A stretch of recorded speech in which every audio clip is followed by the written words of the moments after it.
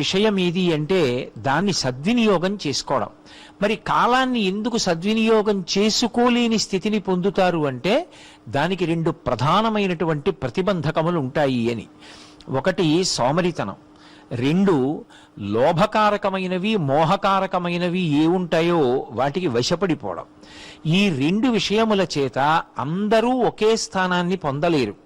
ఒక తరగతి గదిలో 100 మంది విద్యార్థులుంటే వర్షం పడినప్పుడు ఎలా పడుతుందో అలాగే గురువుగారు 100 మందికి ఒకలాగే పాఠం చెప్తారు తప్ప అందులో కొంతమంది విద్యార్థులకి పాఠం బాగా అర్థమయ్యేటట్టు, కొంతమందికి అర్థం కాకుండా ఉండేటట్టు, కొంతమందికి వినపడేటట్టు, కొంతమందికి వినపడకుండా ఉండేటట్టు పాఠం ఎప్పుడూ చెప్పరు.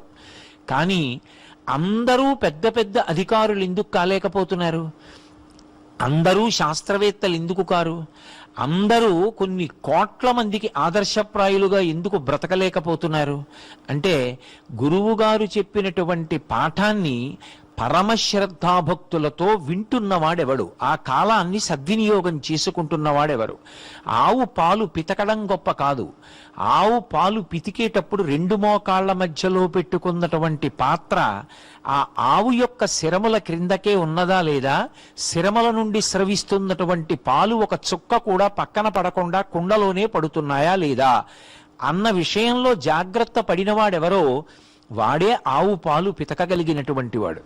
కేవలం కుండ మోకాళ్ల మధ్యలో పెట్టుకుని ఎవరి వంకో చూసి మాట్లాడుతూ శిరములు పట్టుకు లాగితే ఆ పాలు నేలపాలైపోతాయి. గురువుగారి దగ్గర కూర్చుని వింటున్నప్పుడు తదేక దృష్టితో ఆయన చెప్తున్నటువంటి మాటలను మాత్రమే పట్టుకుని చెవులనేటటువంటి కుండలోకి ఆ పాలని పితుక్కుంటున్నవాడెవరో వాడు మాత్రమే ధన్యాత్ముడు. ఏ కాలమునందు ఏ పని చెయ్యాలో ఆ పని చెయ్యాలి. ఎవడు తరగతి గదిలో అలా కూర్చోగలడో వాడే సమున్నత స్థానాన్ని పొందుతాడు.